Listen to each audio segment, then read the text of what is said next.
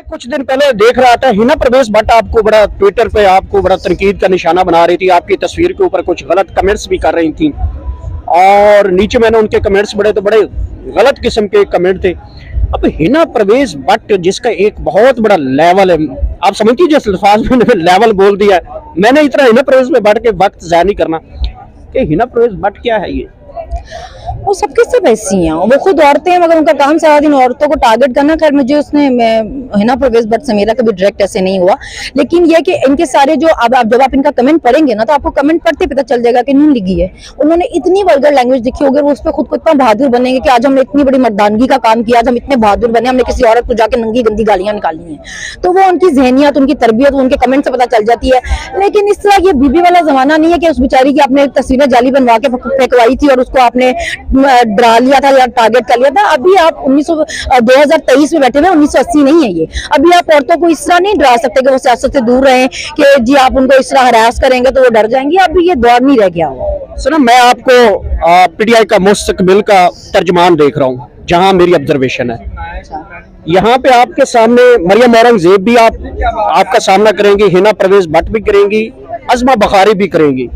बहुत वेल स्पीचर है और बहुत गंदी रिसर्च के साथ उनका जो कंटेंट है इसका फेस करेंगी देखिए मैं अच्छे लोगों के साथ बहुत अच्छी हूँ, बुरे लोगों के साथ आपकी सोच है मेरी अपनी कितनी बुरी है। आप हिना का मुकाबला करना चाह रही हैं?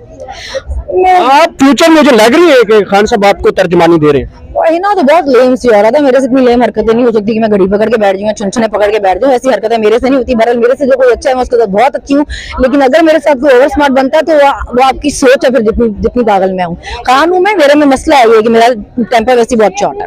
अच्छा, मुझे ये बता दें कि अगर मरियम औरंगजेब जैसी खान साहब को डेली टीवी स्क्रीन पे अभी भी उसके ज़हन में ये आता है कि घड़ी चोर है, आटा चोर है, फलाना चोर है, ये चोर का लेबल तो खान साहब ने उनके पीछे लगाया था। वो बैग मारना चाहते लेकिन बैग लग नहीं रहा।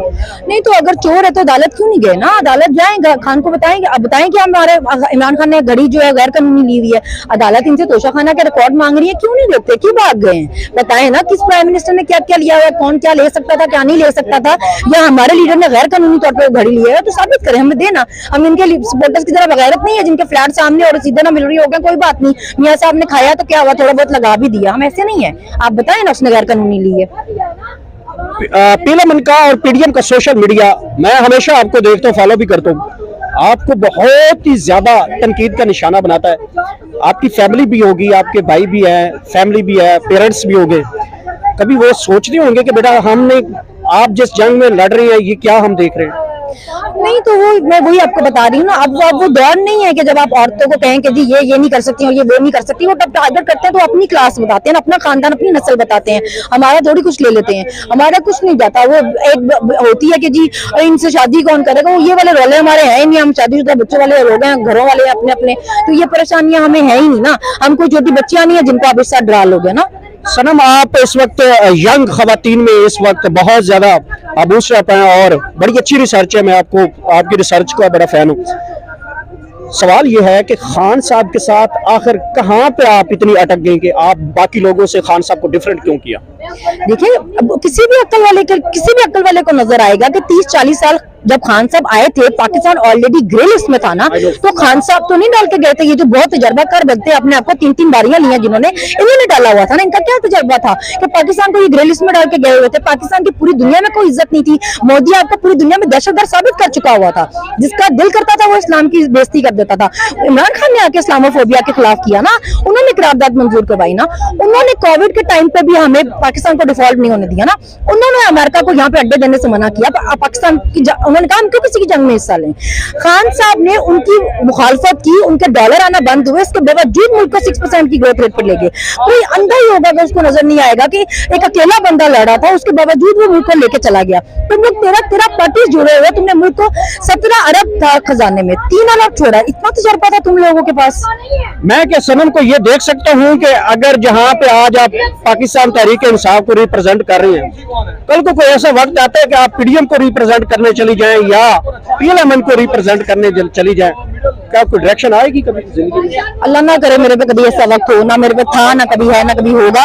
मैं यही आपको कहना चाहती हूँ, ये जो हमारी नस्ल है ना, ये वो जनरेशन है जिन्होंने अपने बाप दादा के कहने पे अपना लीडर नहीं चुना। हम उस लीडर के पीछे नहीं लगे जिसको हमारे बाप दादा मानते थे। तो किसी और के कहने पे तो हमने क्या ही किसी को लीडर मानना है। ये लीडर हमने खुद चुना है अपनी मर्जी से। अपने लीडर को डिफेंड करने के लिए हम हर तरह से तैयार हैं। मुंशी बड़ा आजकल चल रहा है, वो एक ट्रेंड बड़ा चला हुआ है। मैंने आपका ट्वीट भी देखा, मुझे बड़ी हंसी आई बड़ा मजेदार था। ये तो आजकल लोग दफ्तरों में बैठे होते हैं तो वो भी कहते हैं मुंशी जा यार ये काम कर गया। वो वकीलों की वीडियो में देख रहा था, वो कहते हैं मुंशी साहब इधर है। ये एक मुंशी के लफ्ज के ऊपर एक बहुत रियासत ने रिएक्ट। वो मुंशी जो है वो इज्जतदार होते हैं ना, उनको इतराज हुआ इस बात पे जब हम इज्जतदारी नहीं है तो फिर हमें मुंशी क्यों कह दिया ना। वो तो इज्जतदार होते हैं बेचारे, शुक्र करें मुंशियों ने हम पे केस नहीं कर दिया कि हमने उनको मुंशी क्यों कहा, उनकी बेचारों की बेइज्जती हो गई हो। तो इसलिए ऐसे लोगों को उनको बुरा लगना था, उनको आपने चोर कहना था, उनको आपके ये बताना था कि आप किसी के जाती मुलाजिम की तरह काम कर रहे हो, तो फिर उनको खुशी होनी थी। मुंशी तो अच्छा खासे लोग होते हैं, उनको अभी कह दिया आपने। Being reading your mind, I search you कि आप एक अच्छा कंटेंट शायद मुझे दे पाए। खान साहब की जो लाइन है वो कहते हैं कि जरा आप ठंडे हो जाओ, कुछ दिन सब्र कर लो, कुछ साड़ियां मान लो, कुछ असी तुहाडी मान लो। खान साहब क्यों नहीं मानते यार? मुल्क डिफॉल्ट हो जाएगा, लड़ाई हो जाएगी, खाना जंगी हो जाएगी। कुछ खान साहब को मान लेनी चाहिए। कुछ उनकी वो खान साहब की मानना चाहते हैं, कुछ लोग भी आए खान साहब को मनाने के चक्कर में, बातें जो है कन्वर्सेशन भी हुई। तो खान साहब के लिए क्या मैसेज है कि आप इस तरह? मुझे लगता है कि 70-75 साल से ना मुफाहमत की सियासत बहुत हो गई है, माफियों की, मुफाहमत की, एनआरओज की, ये सियासत बहुत कर ली अब ना। ये पाकिस्तान को कहीं लेके नहीं गई। बांग्लादेश आपसे आगे है, इंडिया आपसे आगे है, अफगानिस्तान आपसे आगे है।